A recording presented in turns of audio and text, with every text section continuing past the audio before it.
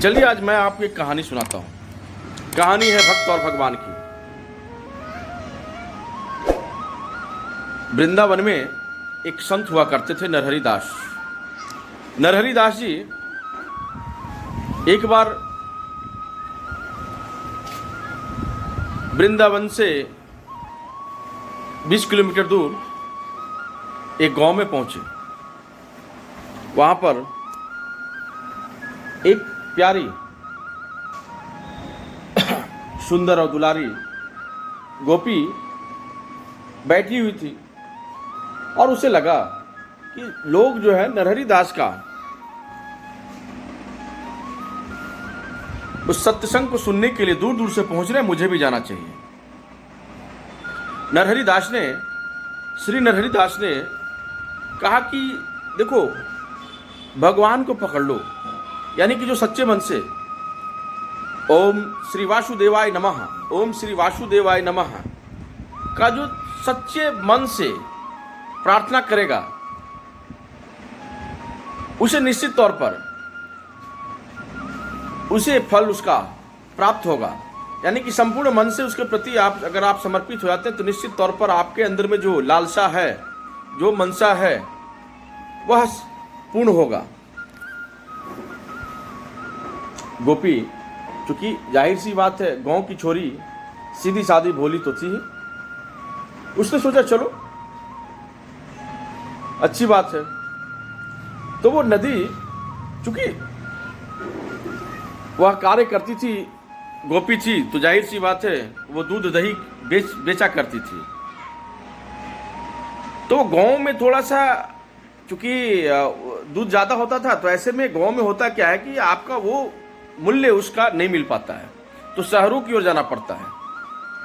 तो सोची चलो मथुरा चले, है ना। तो बीच में यमुना मैया अपनी संपूर्ण वेग के साथ में बह रही थी।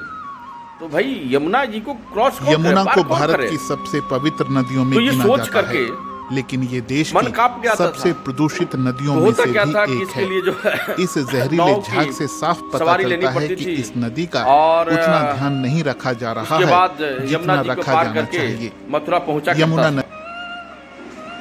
उसने सोचा कि भाई चलो यार, इतना पैसा कौन खर्च करे। ओम श्री वासुदेवाय नमः, ओम श्री वासुदेवाय नमः का जो श्री नरहरि दास जी ने मंत्र दिया था, उस मंत्र का अब उपयोग करने का समय आ गया है। क्योंकि वह मन तन वैभव से वो शांत स्वरूप की स्त्री थी। तो ये दिमाग में आया बात, और उसके बाद में क्या की कि ओम श्री वासुदेवाय नमः, ओम श्री वासुदेवाय नमः, ओम श्री वासुदेवाय नमः का जाप करते हुए वह बच्ची, वह स्त्री जो है, वो यमुना जी को बोली कि भाई नाभि को पैसा क्या देना, सब जानेंगे। चूंकि अब तो भगवान श्री कृष्ण के हाथों में हम अपना अपना को सौंप दिए, तो श्री कृष्ण जाने। और इसी मंत्र को जाप करते हुए वो यमुना में प्रवेश कर गई। यमुना में प्रवेश कर गई तो गुजर गई। तो जब जाने लगी तो पानी ऐसा लगे कि जैसे वो जमीन पर जा रही है ना। और वो भगवान को नाम लेते हुए वह क्रॉस कर गई नदी। इसी प्रकार से उसका व्यापार बढ़ गया।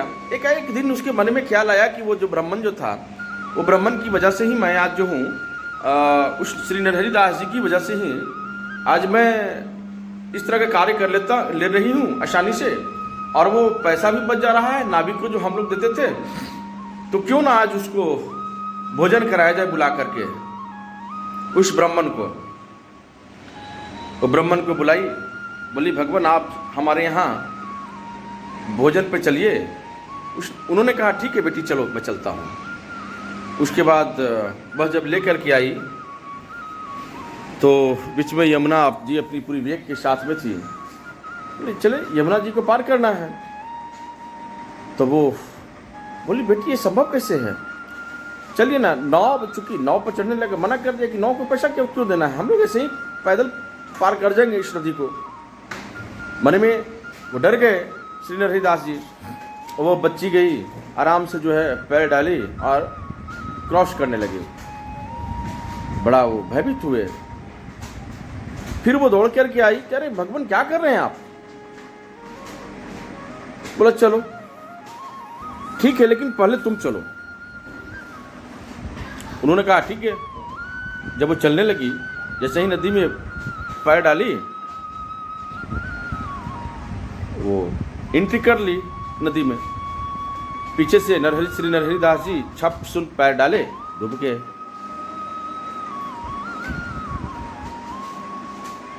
उसके बाद में उन्होंने उसको पैर को पकड़ लिया, क्योंकि वास्तव में तुम सच्चे दिल और सच्चे मन से हो और इस चीज को तुमने आत्मसात किया है। उन्होंने कहा भगवान आप भी उस प्रभु की माया को पहचानिए। ओम श्री भगवती वासुदेवाय नमः, ओम श्री भागवती वासुदेवाय नमः, ओम श्री भागवती वासुदेवाय नमः, ओम श्री भागवती वासुदेवाय नमः, ओम श्री भागवती वासुदेवाय नमः करते हुए नदी क्रॉस कर रही है। नदी में वो भी एंट्री साधु बाबा के कर लिए और आसानी से जो है ऐसा लगा कि जैसे हम जमीन पर पार कर रहे हैं।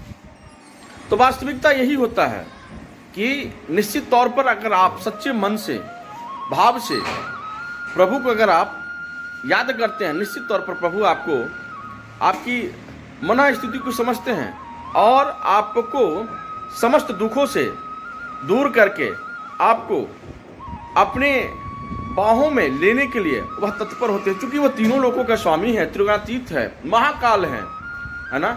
इसलिए भगवान को पहचानिए और निश्चित तौर पर सत्संग व्यक्ति को करता रहना चाहिए।